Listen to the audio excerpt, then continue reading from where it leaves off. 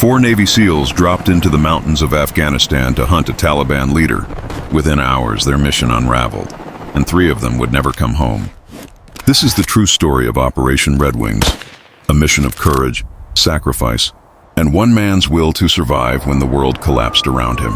It was June 27, 2005. The mountains of eastern Afghanistan stood silent, jagged ridge lines cutting through clouds, the air thin, cold, and filled with danger. Hidden somewhere in those peaks was a Taliban commander named Ahmad Shah, responsible for killing over 20 U.S. Marines in the region. The United States decided to end his reign of terror. The mission, Operation Red Wings. The unit, SEAL Team 10. The men, Lieutenant Michael Murphy, Petty Officer Marcus Luttrell, Danny Dietz, and Matt Axelson. 4 SEALs, alone, deep behind enemy lines, in one of the most hostile terrains on Earth. They departed from Bagram Air Base, flown by Night Stalker helicopters, and inserted by rope into the Hindu Kush Mountains under cover of darkness. Their mission was surveillance. Locate Ahmad Shah's fighters and call in air support. But in the mountains, even silence has enemies. The insertion, the SEALs landed at over 9,000 feet altitude, carrying 100 pounds of gear each, rifles, water, comms equipment, and minimal rations. The terrain was steep, covered in loose shale.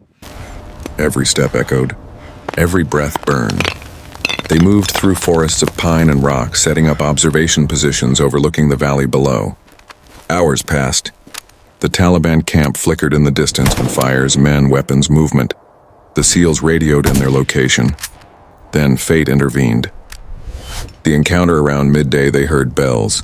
Not enemy fighters, but goat herders. 3 Afghan shepherds appeared suddenly, 2 older men and a young boy. They stumbled straight into the SEALs' position. The SEALs faced an impossible choice: kill the herders and maintain secrecy, or let them go and risk compromise. Lieutenant Murphy gathered his team for a vote. They all knew the rules of engagement. They couldn't kill unarmed civilians. Murphy sighed. We let them go. The herders disappeared down the mountain. Within an hour, Taliban scouts were climbing up. Their location was blown. The ambush at 1 p.m., gunfire erupted. Hundreds of Taliban fighters armed with AK-47s, RPGs, and machine guns surrounded them from higher ground. The SEALs were trapped on a steep mountainside with nowhere to maneuver. Bullets shredded trees. RPGs exploded around them.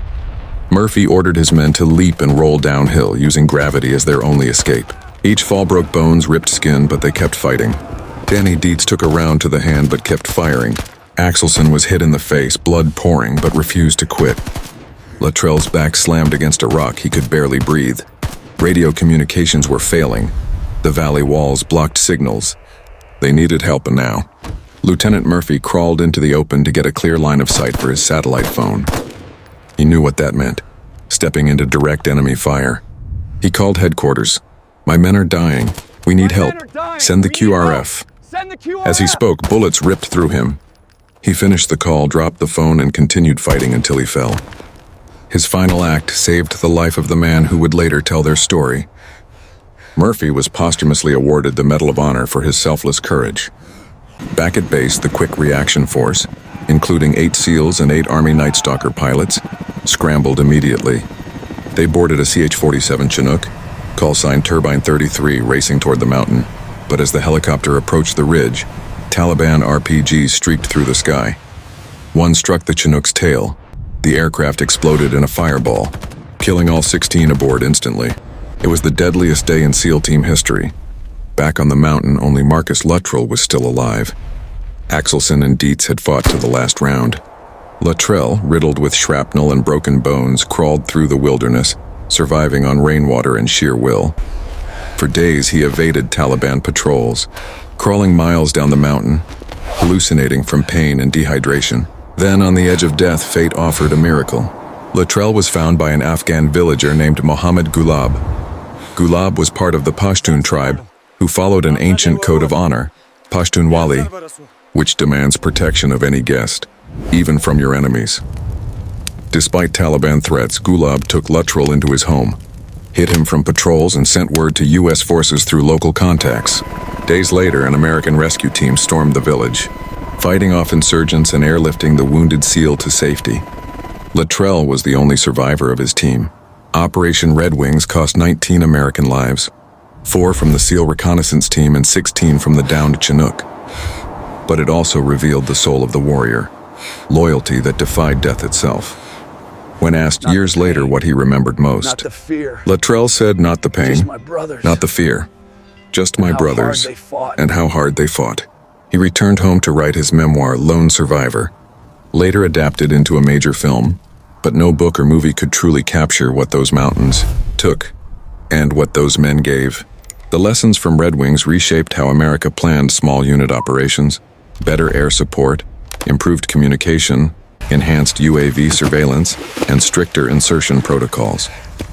But beyond tactics, it reminded every warrior what courage looks like when no one is watching. Lieutenant Murphy, Danny Dietz, and Matt Axelson are gone, but their legacy is carved in the granite of SEAL training grounds, in the silent Just have to salutes be the of every last one man who standing. wears that trident. And somewhere in the Afghan mountains, the wind still carries their names. You don't have to be the biggest. You just have to be the last one standing. That's what they were. And that's why the world will never forget Operation Red Wings.